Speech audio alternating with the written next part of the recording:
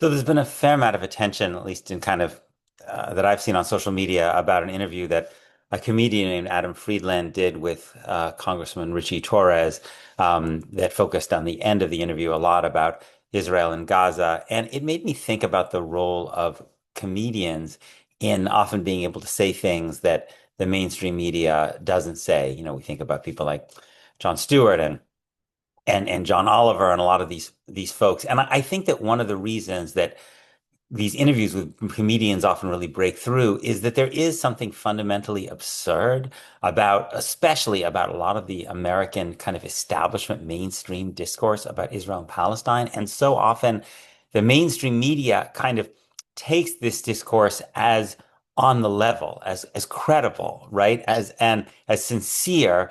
And what comedians are more able to do is just recognize the absurdity of these things. And one particular area where I think it would be really valuable if this just became much more common is this claim that we hear all the time by American politicians, by Jewish leaders, that they support the two-state solution, right? That's kind of so often the refuge, right? Israel's doing something bad for Palestinians. People say, well, I support the two-state solution. The truth is that the vast, vast majority of people in American public in office, in public life, people who lead American Jewish organizations who say they support a two-state solution simply do not. They obviously do not support the idea of of a sovereign, contiguous Palestinian state. And yet their claim to support a two-state solution is taken as serious, sincere, when it's self-evidently not, right? So, for instance, last week we heard news that Israel is going to kind of taking the final steps to build settlements in a territory called E1. Now, E1 basically would completely sever East Jerusalem, which is the largest Palestinian population center in the West Bank, from the rest of the West Bank, and also largely cut off the northern part of the West Bank from the southern part of the West Bank. So it's pretty obvious, right, that if you wanted a Palestinian state that was worth the name state, right, in which was a contiguous piece of territory, you could not possibly think it was a good idea to build Jewish settlements in E1. And yet, if you survey the vast, vast majority of politicians in Washington or Jewish leaders or whoever who say they support a two-state solution, you will not hear them condemning what Israel is doing in E1. And if you say to them, do you think the United States should condition military aid to try to stop Israel from building at E1? Should they take U.S. use sanctions to deploy sanctions to prevent this action that would clearly make a Palestinian state much, much more difficult? They would say no, right? And yet they still say they support the two-state solution. The Israeli government, since Netanyahu, returned to power with this constellation with Smotrich and Ben Gvir, has been passionately doing everything in its power to destroy the possibility of a Palestinian state by funding massive new settlement growth. And yet the vast majority of people in Washington who say they support a two-state solution are not willing to support and would in fact actively resist any meaningful U.S. effort to stop that settlement growth that clearly makes a Palestinian state much, much harder. I would argue at this point, actually impossible.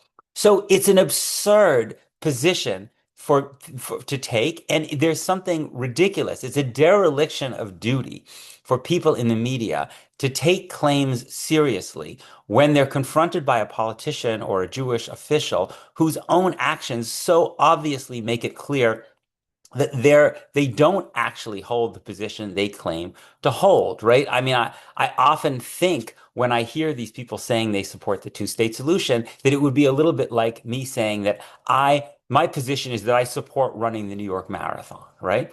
And if I said that, the next question I think that would be legitimate for someone to ask would be, well, do you do any running? Are you practicing for the New York Marathon? Do you run at all? And if the answer is no, I don't do any running. I mostly sit on my couch and eat chocolate cake, right? And I'm actively opposed to anyone who actually tries to get me to go running.